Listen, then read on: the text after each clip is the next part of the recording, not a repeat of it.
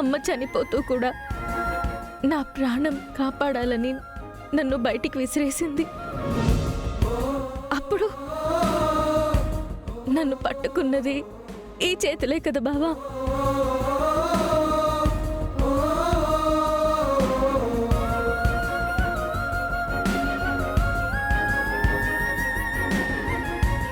ఈ చేతుల్లోనే నాకు ప్రాణం దొరికింది. ఈ ఊళ్ళో ఎక్కడికి వెళ్ళాలో, ఎవరి దగ్గర ఉండాలో తెలియని నాకు ఒక కుటుంబాన్ని, ఒక బంధాన్ని, ఒక జీవితాన్ని ఇచ్చింది నువ్వే బావా. అమ్మ లేకపోయినా అమ్మ ప్రేమ ఎలా ఉంటుందో అత్తయ్య రూపంలో చూపించింది మీ ఇల్లు. నాకు తోబుట్టువులే లేరనుకున్నా ఊరిలో చెల్లిని చూసుకున్నాను బావా. నాకంటూ ఎవరూ లేరనుకున్న నేను నీ కుటుంబంలో నా ప్రాణాలు పెట్టుకున్నాను. అదంతా అమ్మ ఆశీర్వాదమే బావా. అందుకే ఆ రోజు నన్ను కాపాడిన ఈ చేతులు జీవితాంతం నాకు కావాలి. నిన్ను వదిలి నేను బ్రతకలేను బావా.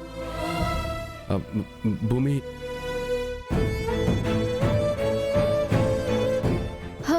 లేదు బాబా, ఈరోజు నన్ను మాట్లాడనివ్వు. ఇప్పటి వరకు నేను అపూర్వతో పోరాడాను, కానీ ఇప్పుడు నిన్ను దక్కించుకోవడం నాకు పెద్ద యుద్ధం అయిపోయింది.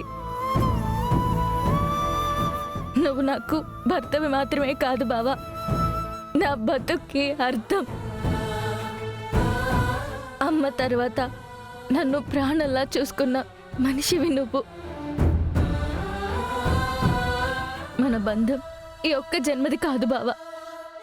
శివుడి కోసం పార్వతి ఎన్ని జన్మలు తపస్సు చేసిందో, సావిత్రి సత్యవంతుడి ప్రాణం కోసం యముడితోనే పోరాడిందో, అలాగే నేను కూడా నిన్ను వదిలిపెట్టాను బావా.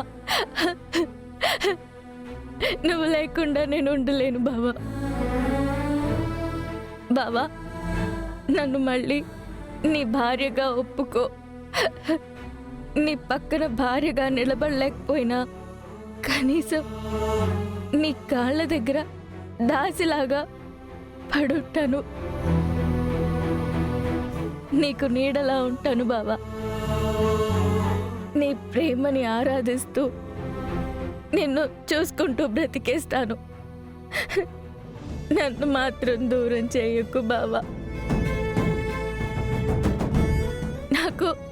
నాకు నువ్వే కావాలి, నువ్వే కావాలి.